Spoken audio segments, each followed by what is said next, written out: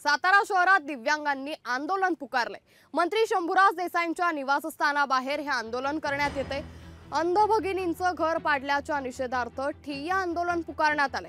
सातारा नगरपालिकेने अतिक्रमणाचं कारण देत घर पाडलं होतं।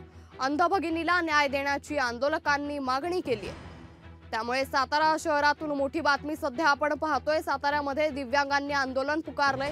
मंत्री शंभूराज देसाईंच्या निवासस्थानाबाहेर हे आंदोलन करण्यात येतंय।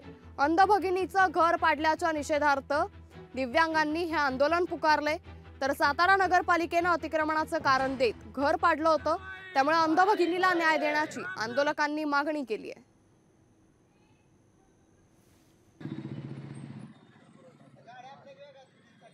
काल प्रशासनाकडून लतिका जगताप ही 100% अंध असणारी महिला 12 वर्षापासून खेडमध्ये वास्तव्यास असताना त्या बिचारीचे घर प्रशासनाने रात्री कोलॅप्स केलाय, पूर्ण अस्तव्यस्त केलं आहे। त्याच्या निषेधार्थ आम्ही त्यात बसलेलो आहे आणि आज तुम्हाला आम्ही जाहीर सांगतो, जोपर्यंत लतिका जगताप या बिचारीचं घरकुल ते पाडलेलं घर पूर्णपणे उभं नाही, त्यांच्या नावावर रजिस्टर केलं जात नाही, तोपर्यंत आम्ही या गोष्टीचा निषेध करून आम्ही इथून उठणार नाही। आमच्यासारख्या दिव्यांग व्यक्तींना आत्महत्या करण्याशिवाय पर्याय नाही। मी स्वतः पत्र दिलं होतं फेडरल साहेबांना, मी आत्महत्या करतोय। मला आमच्या स्थानिक आमदारांनी सांगितलं 15 दिवस वेळ, 15 दिवस कसा वेळ, आज 3 वर झाला वेळ देतोय आम्ही। पण आज त्या बिचारीवर इतकी अवस्था बेकार झालेली आहे, त्या बिचारीला राहायला जागा नाही, ती राहणार कुठे?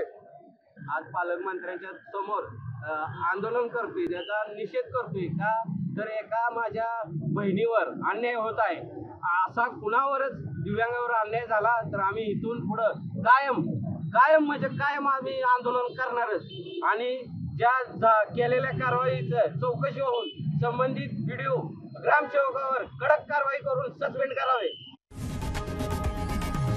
लोकशाही मराठी ऐका, पहा, जागरूक रहा।